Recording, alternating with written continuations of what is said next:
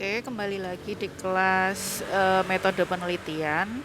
Kali ini kita akan membahas tentang teknik pengumpulan data ya. Oke, saya menggunakan bukunya dari Profesor Dr. Sugiono, judulnya Metode Penelitian Kuantitatif, Kualitatif, dan R&D, terbitan tahun 2013. Kalian juga bisa pakai buku yang lainnya ya, yang mungkin kalian nemu buku yang lebih mudah untuk kalian serap, kalian pelajari, silahkan. Ini saya kasih satu contoh ya dari buku Prof. Dr. Sugiono ini. Ya, oke, kita mulai. Pengumpulan data. Pengumpulan data dapat dilakukan dalam berbagai setting. Setting itu apa? Latar ya. Latar atau tempat. Jadi pengumpulan data bisa dilakukan dalam berbagai latar atau tempat, berbagai sumber, dan berbagai cara.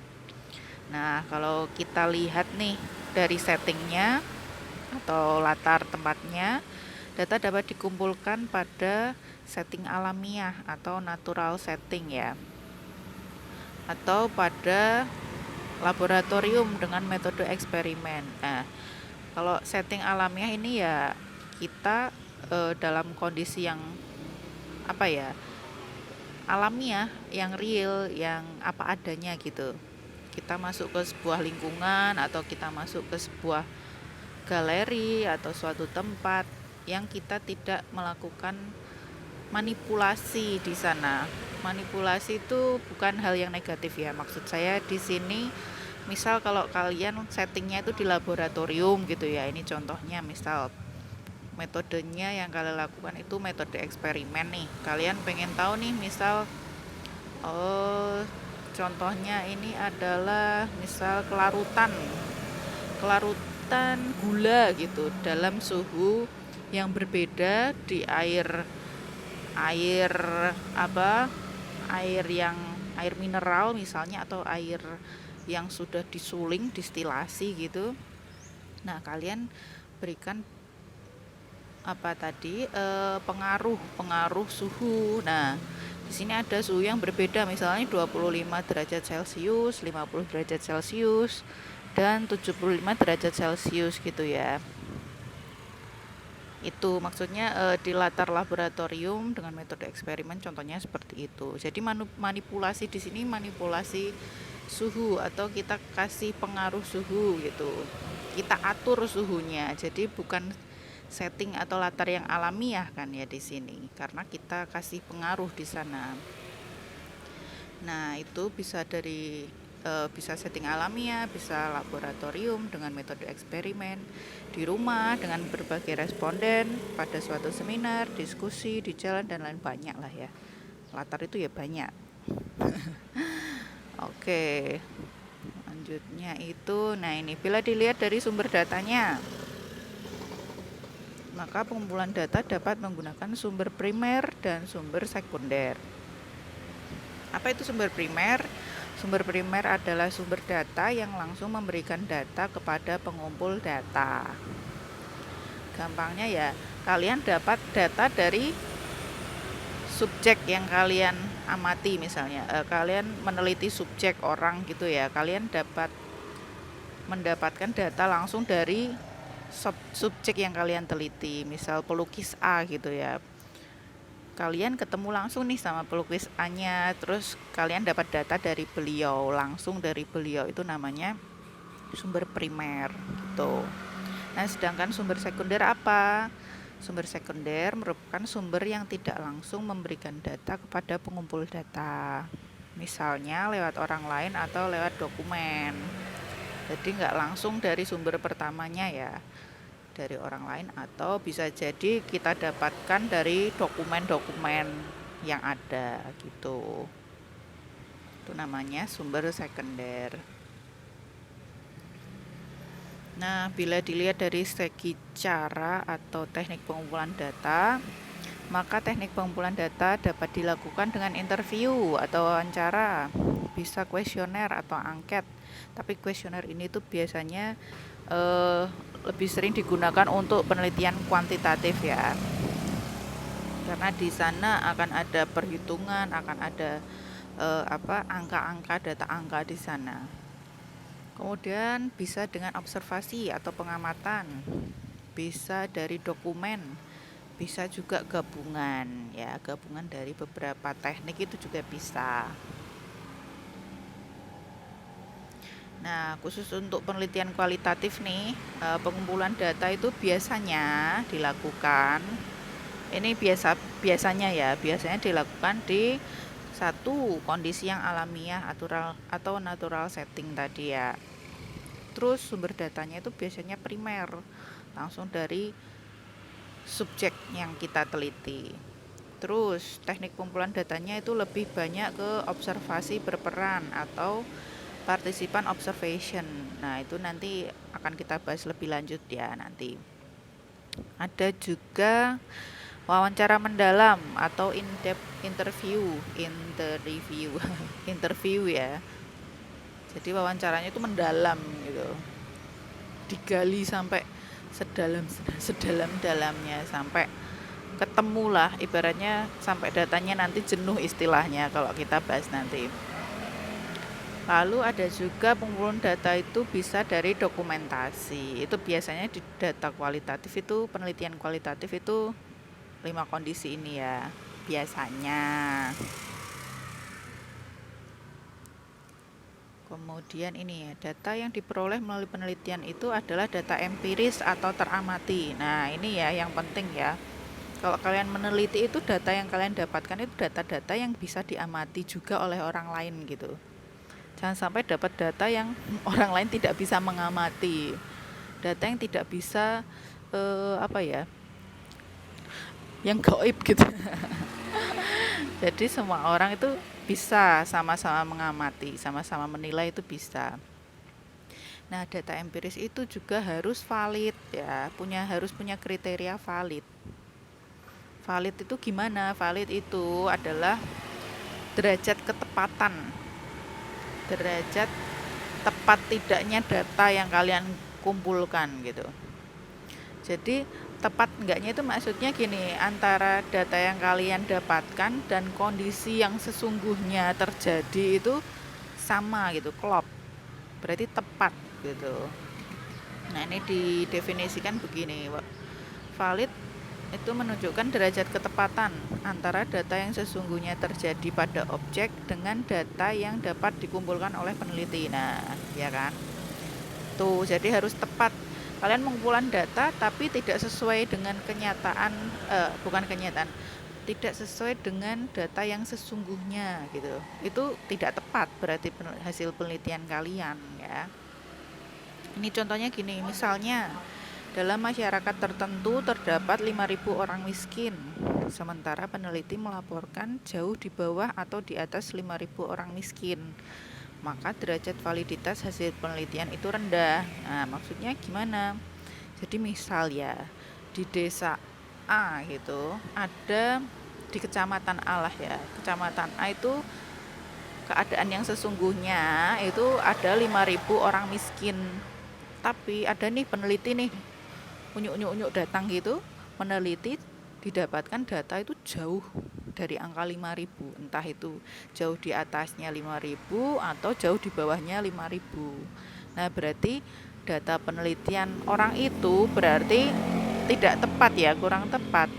Berarti dia tidak valid datanya. Si peneliti itu datanya tidak valid. Itu maksudnya ya. Nah, contoh selanjutnya ya, ini misalnya dalam suatu unit kerja pemerintahan, di mana dalam unit kerja tersebut iklim kerjanya sangat bagus, sementara peneliti melaporkan iklim kerjanya tidak bagus. Nah, itu juga tidak valid ya, karena kenyataan atau keadaan yang sesungguhnya di lapangan itu padahal sesungguhnya iklim kerjanya itu bagus, kok malah peneliti melaporkan bahwa iklim kerjanya tidak bagus. Berarti data yang didapatkan peneliti itu tidak valid. Oke. Nah, untuk mendapatkan data yang langsung valid dalam penelitian sering sulit dilakukan. Ya, karena banyak faktor tentunya. Itu sulit untuk kita lakukan, untuk didapatkan ya data yang langsung valid.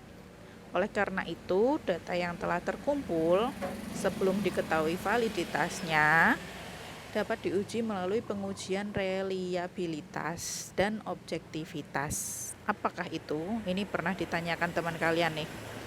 Ya. Oke, jadi umumnya data itu kalau reliable dan objektif berarti akan ada kecenderungan bahwa data tersebut valid.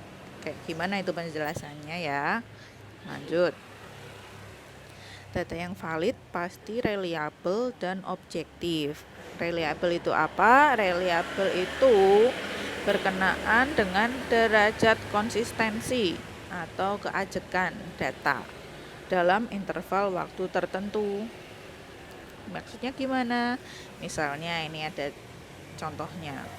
Misal pada hari pertama wawancara, sumber data mengatakan bahwa jumlah karyawan yang berdemonstrasi sebanyak 1.000 orang. Maka besok atau lusa pun sumber data tersebut kalau ditanya akan tetap mengatakan bahwa jumlah karyawan yang berdemonstrasi tetap sebanyak 1.000 orang. Jadi misal nih kalian wawancara Pak siapa ya, Pak Bandi gitu misalnya ya. Pak Bandi itu kalian tanyain, Pak, saya yang demo kemarin itu berapa orang toh? Ada berapa karyawan toh? 1.000 Mbak, ada 1.000 yang demo. Itu hari ini kita tanya kayak gitu. Nah, cobalah kalian datang lagi, tanya lagi, entah besoknya atau mungkin seminggu lagi atau berapa hari kemudian gitu ya, tanyain lagi, Pak Bandi, wah kulo supe niki, saya lupa nih kemarin itu yang demo itu berapa orang ya Pak ya? 1.000 Mbak, 1.000 sing demo. Nah, berarti itu datanya reliable karena dalam interval waktu tertentu ya, sekarang dan berapa hari kemudian data yang kita dapatkan, jawaban dari Pak Bandi itu tetap gitu, ajek, konsisten. Itu berarti datanya itu reliable ya yang kita dapatkan gitu. Tingkat atau derajat keajekannya itu tinggi, berarti reliable dia gitu.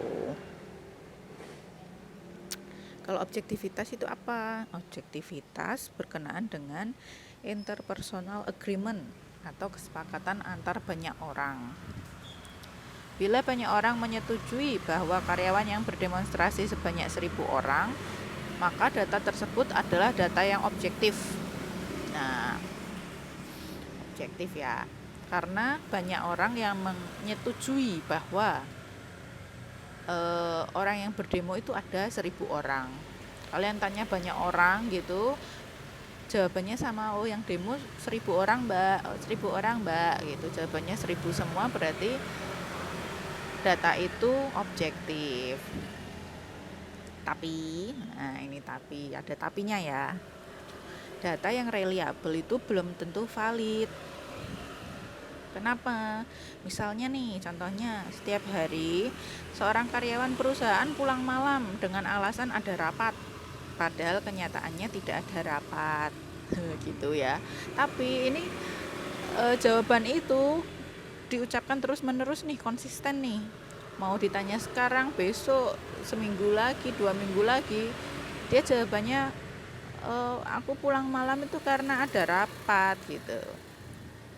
Dia itu datanya nampak konsisten ya atau reliable ya, tapi dia tidak valid, tidak sesuai dengan keadaan yang sesungguhnya kan, padahal dia itu nggak ada rapat gitu loh, tapi dia bilang ada rapat dan dia konsisten tuh jawabannya. Kalau ditanya itu ada rapat, aku pulang malam karena ada rapat gitu. Itu berarti data yang reliable belum tentu valid gitu ya. Nah, data yang objektif juga belum tentu valid nih. Misalnya 99% dari sekelompok orang menyatakan bahwa si A adalah pencuri dan 1% menyatakan bukan pencuri. Padahal yang benar itu yang 1% orang itu yang menyatakan bahwa bukan pencuri, si A itu bukan pencuri gitu. Jadi misal gini, ada 100 orang ya, ditanyain 99 orang menjawab bahwa si A itu mencuri. Nah, ada satu orang yang bilang nih, enggak kok, si A itu enggak mencuri, bukan pencuri. Nah, ini kan tampak objektif karena kesepakatan banyak orang tadi kan objektif ya. Ada 99 orang, ada banyak orang yang menyatakan bahwa A pencuri. Padahal keadaan yang sesungguhnya, kondisi yang sesungguhnya, si A itu bukan pencuri. Nah, padahal ada satu orang toh ya, cuma satu orang kan ya yang menyatakan bahwa si A itu bukan pencuri.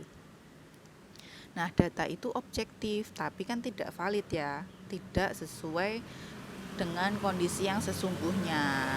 Itu maksudnya data yang reliable belum tentu valid, data yang objektif juga belum tentu valid gitu ya. Oke, lanjut. Pengumpulan data berdasarkan tekniknya. Ada banyak teknik: interview atau wawancara, kuesioner atau angket itu tadi ya, tapi dia lebih ke kuantitatif. Terus observasi, dokumen, dan triangulasi. Nah, ini triangulasi juga akan kita bahas lebih lanjut ya. Ini penggabungan, tadi gabungan kan istilahnya. Nah, itu penggabungan 3 buah, bisa 3 teknik, bisa 3 sumber. Biasanya 3 teknik atau 3 sumber gitu ya.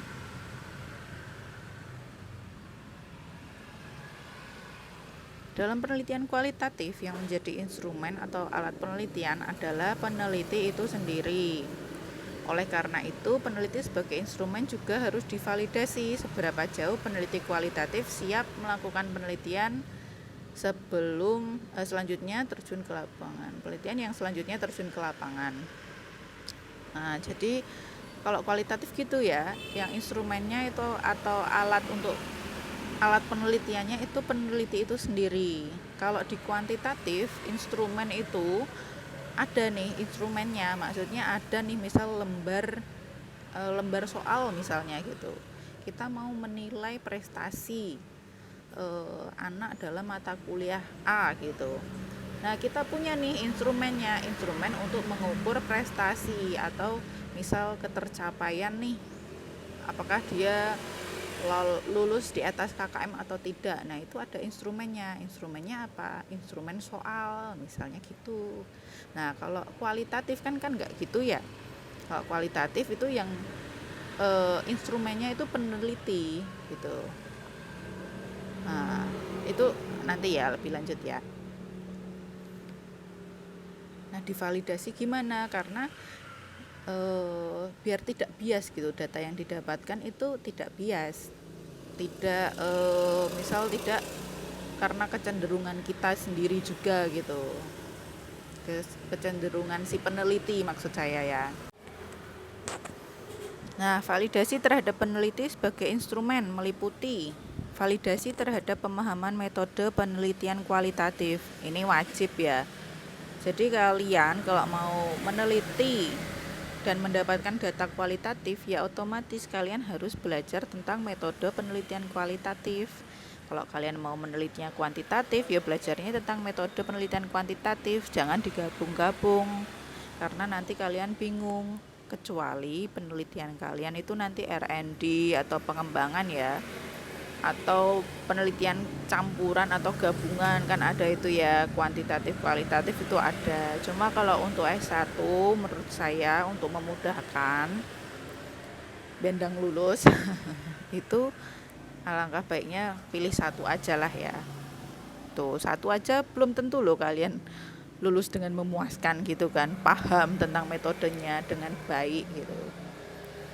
Karena nanti kan jadi selain yang memvalidasi peneliti itu diri sendiri, tapi juga karena ini ranahnya akademik dan kalian itu sebagai meneliti sebagai syarat kelulusan S1 ya, otomatis yang menguji bukan diri Anda sendiri, yang menguji otomatis para ahli atau dosen-dosen kalian ya, yang paham di bidangnya tentunya, yang sudah punya pengalaman akademik yang mumpuni juga, S1, S2, lulus S1, S2 itu sudah sangat cukup gitu untuk memvalidasi apakah kalian layak enggak.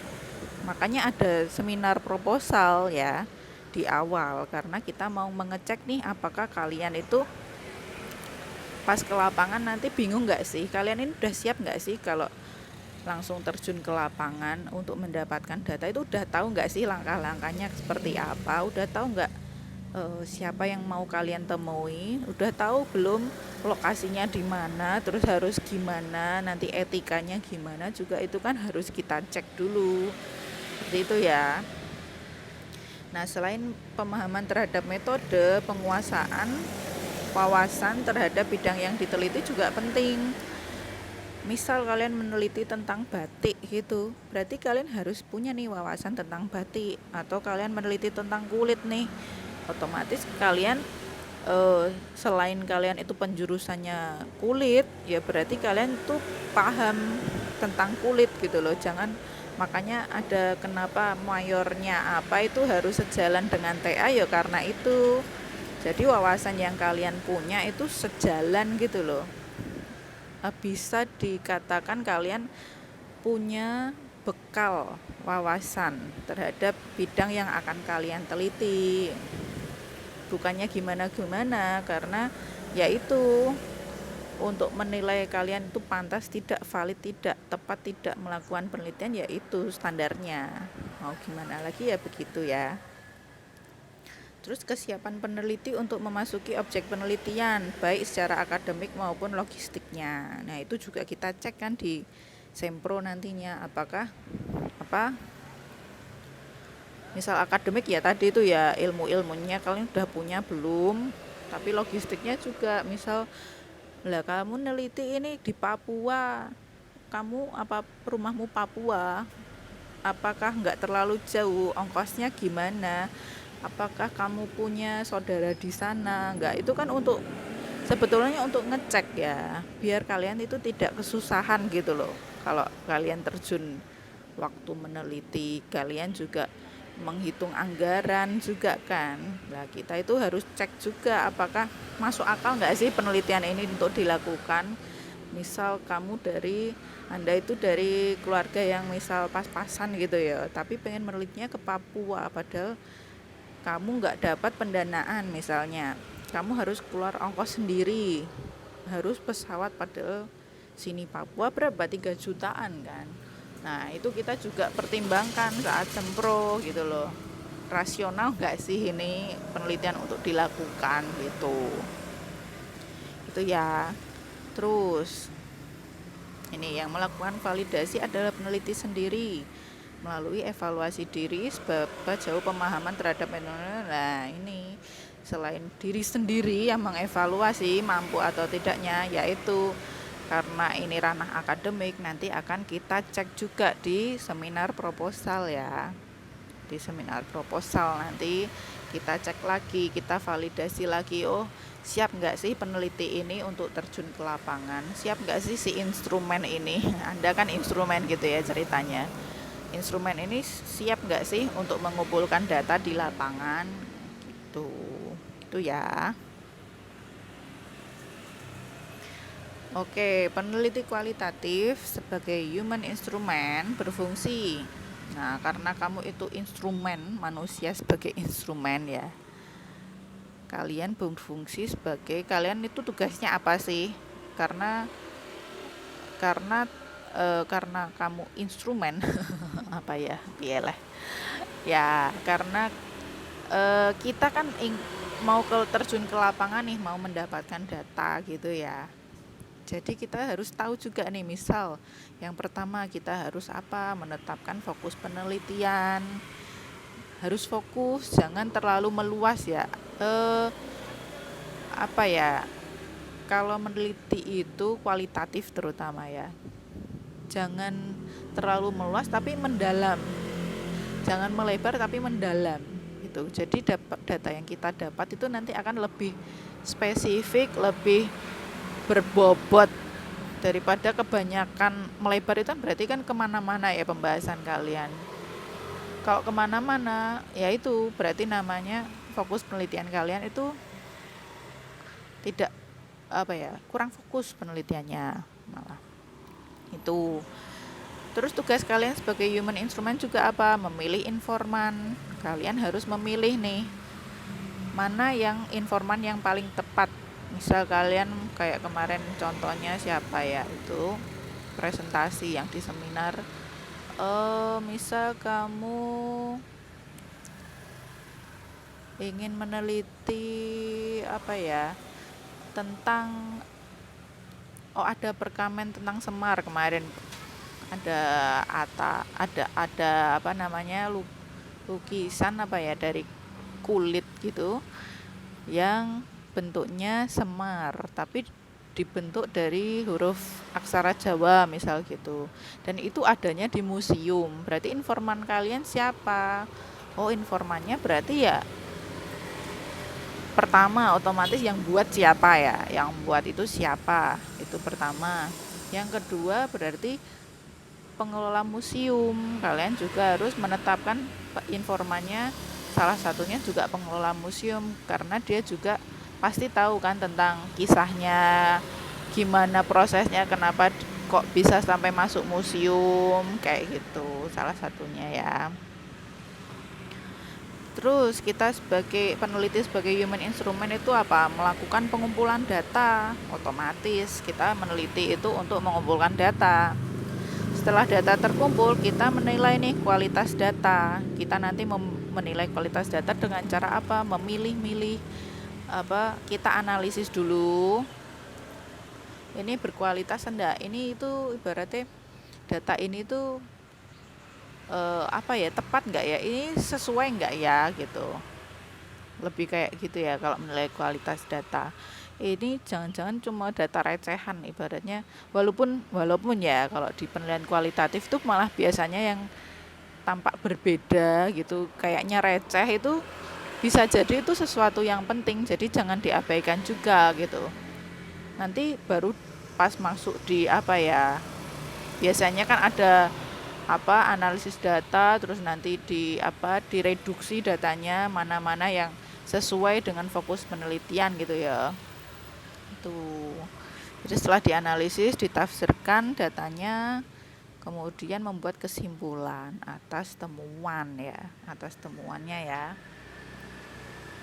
Gitu. Jadi jangan apa, kita meneliti nggak ngawur gitu. Kita punya acuan, kita sebagai instrumen berjalan di sini ceritanya, oke?